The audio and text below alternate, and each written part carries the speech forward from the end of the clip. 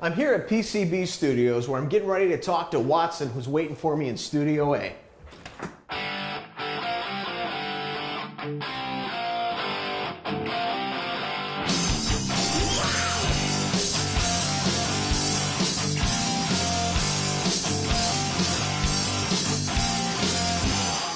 So we're here with Watson Wu of the cleverly named Watson Wu Studios. So what have you been up to? What's your projects looking like lately? Working hard, a lot of different things. Working on a movie right now. It's for the Sci-Fi Channel, where we'll be collecting a lot of animal sounds, recreate them to make ferocious animal sounds. All right, so, and we recently finished Transformers for Activision, and that will release in June. So we did a lot of vehicle sounds, some of the Foley vehicle sounds for Activision High Moon Studios. What kind of vehicles did you guys get the chance to record? Oh, exotics, muscles, and trucks. One vehicle is a Porsche Carrera GT. There are only 2 of these, and this one happened to be $1 million car. Wow. We took that up to 125 miles per hour. Great car. Did you get to drive it? I would not drive a car like that. It's scary. Yeah, I would be freaked out. I don't think my insurance is going to cover that. Well, he did offer, but my job is to record it and look at it and, make it memorable. How did you get your start in the business? Well, I've always liked video games and just movies and TVs, just like all boys liked.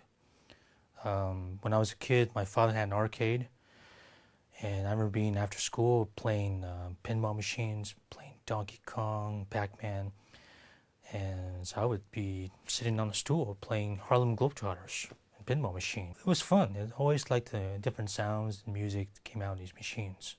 A lot of fun. Now you're not just a sound designer, you're also a musician as well. Huh? I went to school for music education. So classically trained, and I've also performed in various nightclubs, did some mixing and performing. So, yeah. Do you find that being a musician helps you in your sound design? Definitely. Being through all the training, I had to listen to the various parts, notes, different instrumentations all at the same time. So I think that really made me very aware of all the different sounds around me. What's the most fun you ever had working on a project? Fun, I would say Transformers, being able to gain access to these vehicles.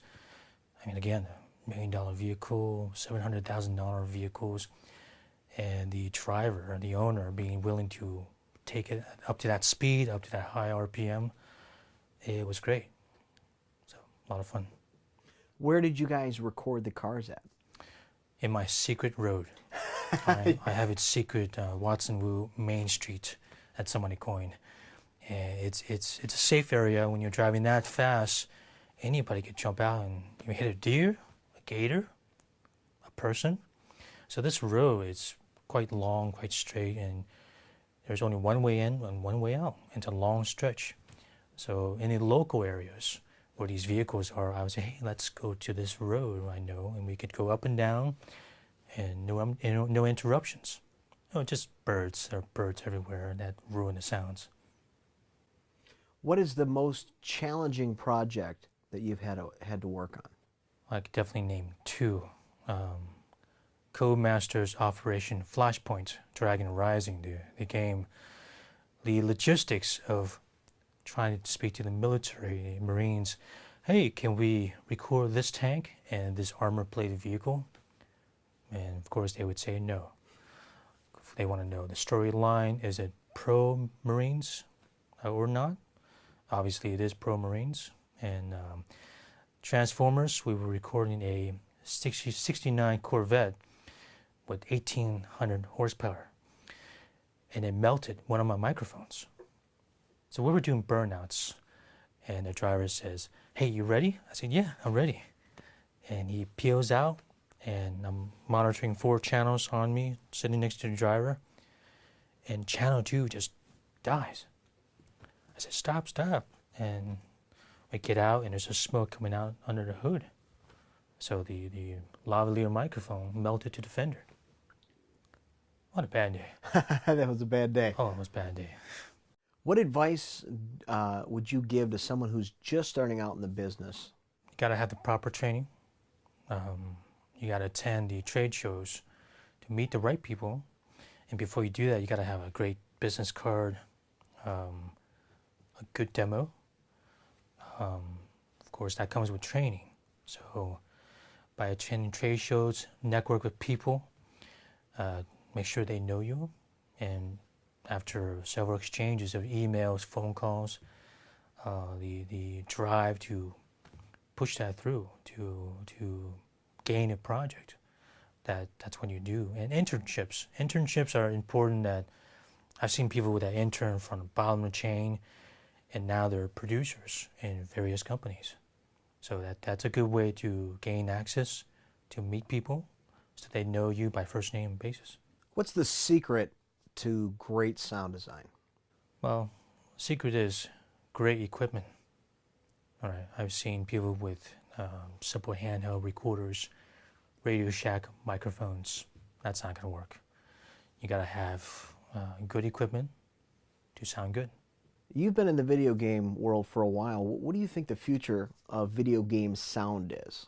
I think it's becoming more Hollywoodized, where many of the video games the companies are still kind of immature.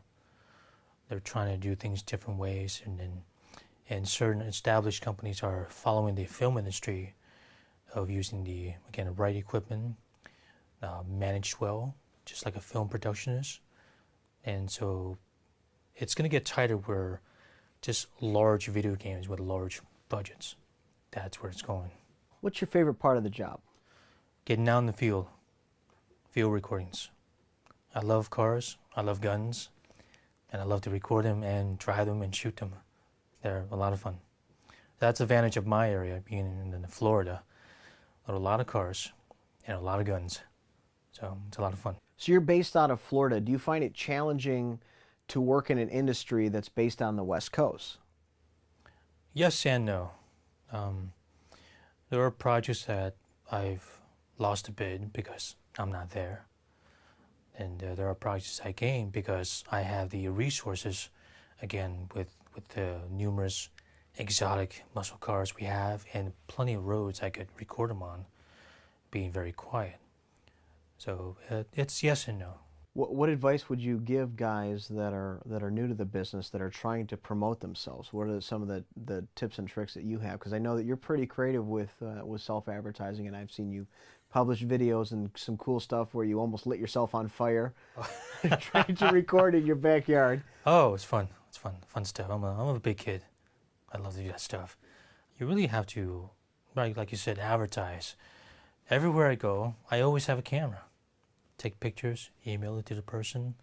When I meet somebody, on the back of the business card as they walk away, oh, he's got a beard a little smaller than mine. You know, he's always got this hat on. You write things about people. He's very handsome.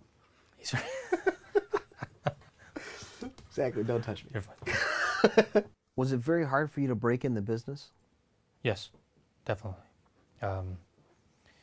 When you attend these conventions, you have with you a bunch of composers, sound designers, and so they're fighting. You know, you have this audio director standing there collecting demos and business cards.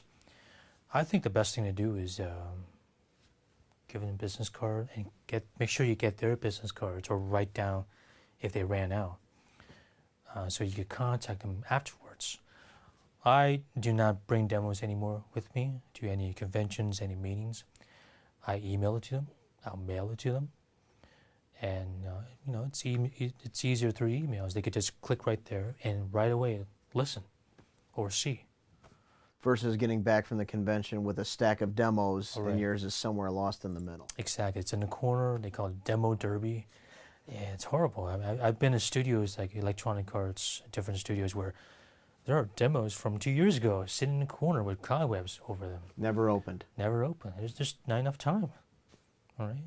And it takes time to, amazingly enough, to take it out, the shrink wrap, put it into the CD player, and push play, and read about it. Email is definitely the easiest way.